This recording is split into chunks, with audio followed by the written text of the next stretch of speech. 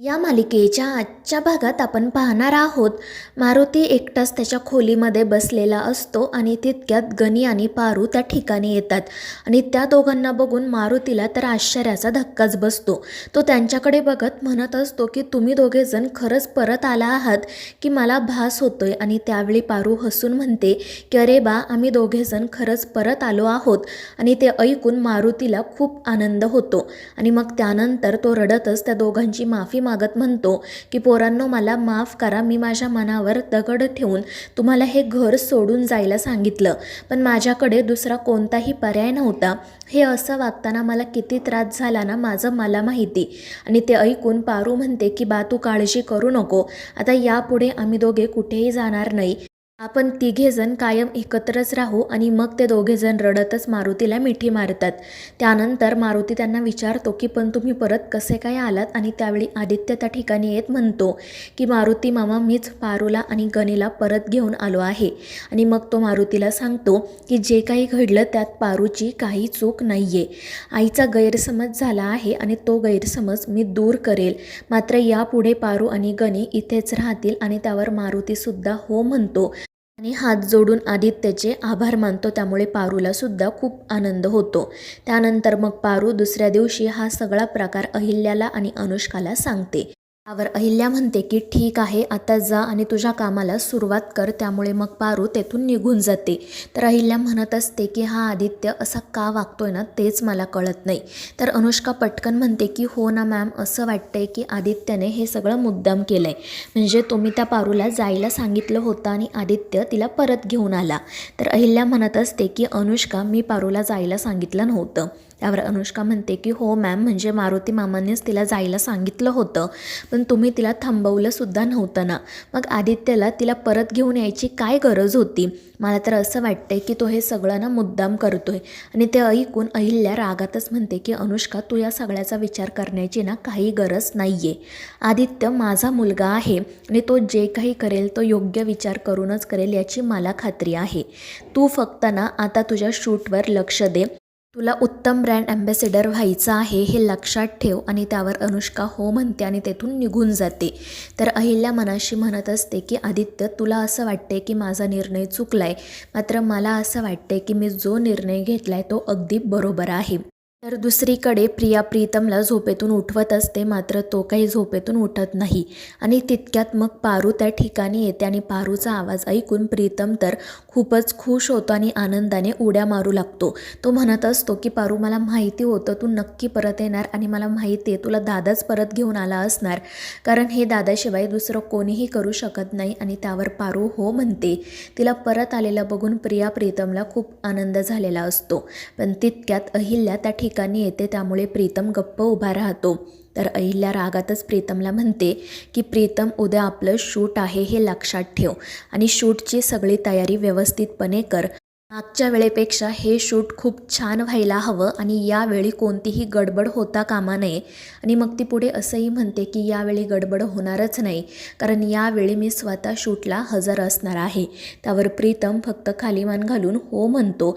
आणि मग त्यानंतर अहिल्या त्याला असंही म्हणते की आदित्यला जाऊन विचार की निदान कंपनीच्या कामासाठी तरी तो तयार आहे की नाही. आणि त्याचवेळी तो त्या ठिकाणी येत म्हणतो की प्रीतम, अहिल्यादेवींना सांग की कंपनीच्या कामासाठी मी कधीच नाही म्हणत नाही, मी या शूटसाठी तयार आहे. आणि ते ऐकून अहिल्या म्हणते की ठीक आहे, मी घेतलेल्या निर्णयांची जबाबदारी मी कायम घेईल.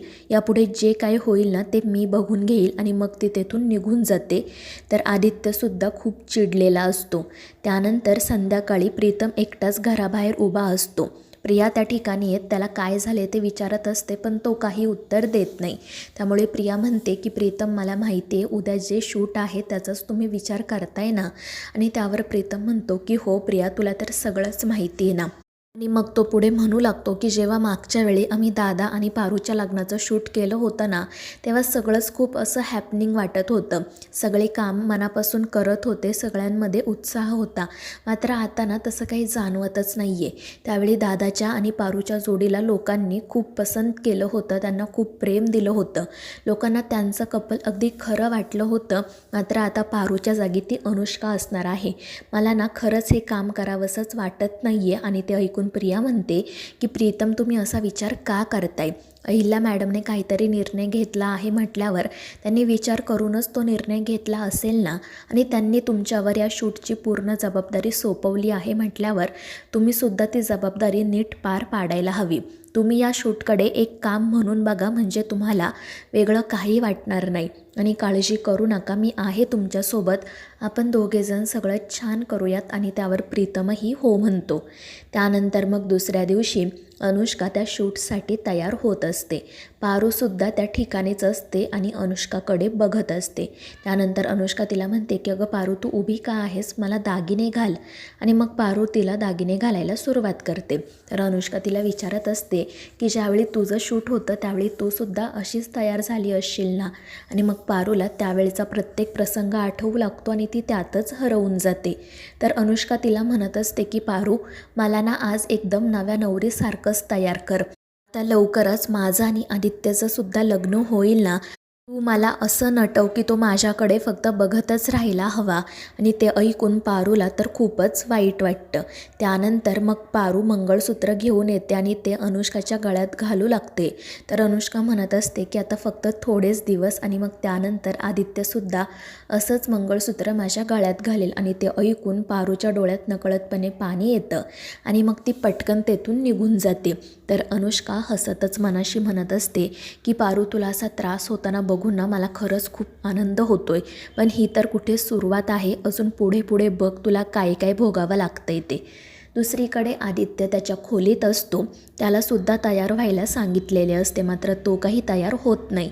तितक्यात मग श्रीकांत त्या ठिकाणी येतो. तो आदित्यला विचारतो की आदित्य हे काय, तो अजून तयार का नाही झाला. पण त्यावर आदित्य काही उत्तर देत नाही. त्यामुळे श्रीकांत त्याला समजावतो की आदित्य, हे कंपनीचं काम आहे आणि कंपनीचं काम तू असं नाही करू शकत. पुढे तो असंही म्हणतो की अहिल्याला बोलायला कोणतीही संधी देऊ नको. जर तुझ्या अशा वागण्यामुळे तिला वाईट वाटलं ना तर तुमच्यातील गैरसमज अजूनच वाढत जातील. निदान तू सगळं काम नीट कर. आणि तो अक्षरशः त्याच्यापुढे हात जोडतो.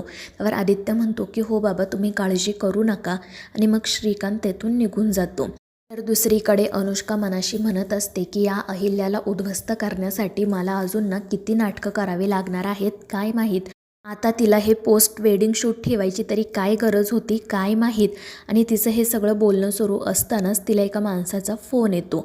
तो माणूस अनुष्काला म्हणत असतो की काय मॅडम, तुम्ही सांगितलं म्हणून मी माझ्या पोरांना त्या पारूच्या तोंडाला काळं लावायला सांगितलं. आम्हाला वाटलं होतं की साध्या एका पोरीच्या तोंडाला काळच लावायचे, पण तुम्ही तर थेट आम्हाला त्या अहिल्यादेवी किर्लोस्करांपुढेच उभं केलं. आता पोलीससुद्धा माझ्या त्या पोरांना सोडत नाही आहे, काय करायचं मी. आणि त्यावर अनुष्का रागातच म्हणते की मी नव्हतं सांगितलं त्यांना की मंदिरात जाऊन त्या आदित्यसोबत मारामारी करा. त्यावर तो माणूस म्हणतो की ठीक आहे, मग आता आम्हीसुद्धा तुमचं नाव घेतो आणि अहिल्यादेवी किर्लोस्करांना सगळं सांगतो. मात्र ते ऐकून अनुष्का घाबरून म्हणते की असं काही करू नका, काय हवंय तुम्हाला ते सांगा. आणि त्यावर तो माणूस म्हणतो की त्या पोरांना पोलिसांच्या ताब्यातून सोडण्यासाठी भरपूर पैसे लागतील. तेवढे पैसे पुढच्या अर्ध्या तासात मला तुमच्या बंगल्याबाहेर आणून द्या. आणि त्यावर अनुष्का हो म्हणते. तर दुसरीकडे आदित्य पारूला त्याच्या खोलीत घेऊन येतो. पारू त्याला विचारत असते की काय झालं आदित्य सर. तर तो म्हणत असतो की पारू, मागच्या वेळी तू माझ्यासोबत शूटला होती, पण आत्ता तू नाही आहेस तर मला काहीच करावंसं वाटत नाही. मला खरंच भीती वाटते लोक अनुष्काला ॲक्सेप्ट करतील की नाही. कारण जेव्हा आपल्या दोघांचं शूट झालं होतं तेव्हा ते लोकांना खूप आवडलं होतं. लोकांनी आपल्याला ॲक्सेप्ट केलं होतं, किती छान छान कमेंट होत्या आपल्याबद्दल. मात्र आता अनुष्काबद्दल असं सगळं घडेल की नाही काय माहीत. आणि त्यावर पारू म्हणते की आदित्य सर, तुम्ही काळजी करू नका. आणि अनुष्का मॅडम तर तुमची होणारी बायको आहे ना, मग तुम्ही हे काम अजून मनापासून करायला हवं. मात्र आदित्य काही तयारच नसतो. आणि मग त्यानंतर तो पारूला म्हणतो की पारू प्लीज माझ्यासाठी एक काम करशील का. जेव्हा हे शूट सुरू असेल ना तेव्हा तू माझी मैत्रीण म्हणून माझ्या समोरच थांब, तरच मला नीट हे शूट पार पाडता येईल. आणि ते ऐकून पारू मनाशी म्हणते की आदित्य सर, हे काय बोलताय तुम्ही. तुम्ही माझे धनी आहात आणि तुम्हाला एका दुसऱ्याच मुलीसोबत पाहताना मला किती त्रास होईल तुम्हाला माहिती आहे का. मात्र मग त्यानंतर ती आदित्यला म्हणते की ठीक आहे आदित्य सर, मी तुमच्यासोबतच राहील, तुम्ही काळजी करू नका. तर मित्रांनो, या मालिकेच्या पुढील भागांच्या अपडेटसाठी आपल्या चॅनेलला सबस्क्राईब करा.